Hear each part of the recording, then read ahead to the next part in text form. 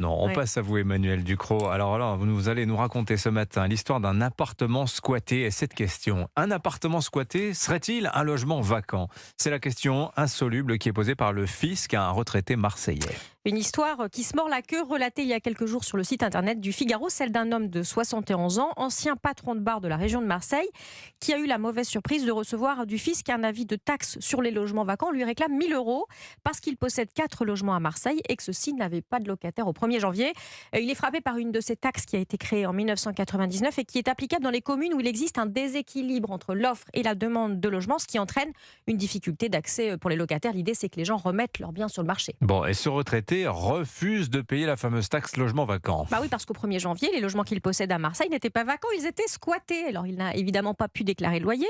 Pour le fisc, par contre, s'il n'y a pas de loyer, c'est que les logements sont vides et donc il applique la taxe. CQFD. Et René, comme c'est son prénom, ne décolère pas. Ah oui, alors pour lui, ce n'est plus la goutte d'eau qui fait déborder le vase, mais carrément tout un orage. Il est marseillais, c'est comme ça qu'il s'exprime. Ça fait 2 ans et demi, raconte-t-il, que cette histoire d'appartement lui pourrit la vie. Il a eu des locataires mauvais payeurs qui sont partis, aussitôt remplacés par des squatteurs, des mois sans loyer et des logements saccagés par-dessus le marché.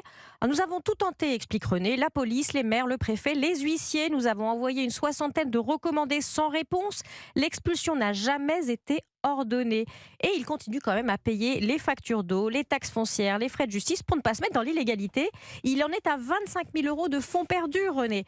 Et comme il n'arrive pas à se débarrasser des squatteurs et que la plaisanterie lui coûte très cher, il a finalement bradé ses biens, 200 000 euros pour les 4 appartements. Waouh. Résumons donc, un homme qui n'a pas pu obtenir de la justice et de l'État qu'il fasse respecter son droit de propriété est en plus ponctionné par le même État pour n'avoir pas pu louer ses biens à cause des squatteurs et du même État. Bon, cette fameuse taxe, il va finir par la payer. Est-ce qu'il a des recours à sa disposition? Alors oui, il a des recours et en théorie, il les gagnera, mais à moins que le fisc soit magnanime, ce sera une victoire bien coûteuse. La taxe sur les logements vacants n'est effectivement pas due pour les propriétaires dont les logements sont occupés illégalement. Mais il faut prouver à l'administration fiscale que le bien est bien squatté. René pensait sans doute en toute bonne foi que toutes les démarches d'entreprise en justice suffisaient à l'État. Mais les services ne communiquent pas entre eux. Alors il y a pire. Selon une experte en droit fiscal interrogée par le Figaro, pour prouver le squat, il faut fournir un PV de police ou un acte indiquant la procédure d'expulsion. Procédure que René n'a jamais obtenue. Ou alors un acte d'huissier. Et cet acte d'huissier qui sert à prouver à l'État ce qu'il sait déjà et qu'il n'a pas fait son travail coûte 300 euros par appartement. Autant dire à peu près le coût de la taxe sur le logement vacant. Pile, l'État gagne face René Père.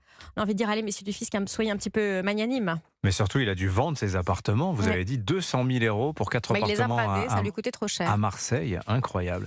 Bon, ce sont des appartements squattés, vous nous l'avez rappelé. Le propriétaire suivant a réussi à obtenir l'expulsion des indélicats. Voilà, le cauchemar immobilier français. Merci beaucoup, Emmanuel Ducrot. 8h50. Pascal Pro et vous.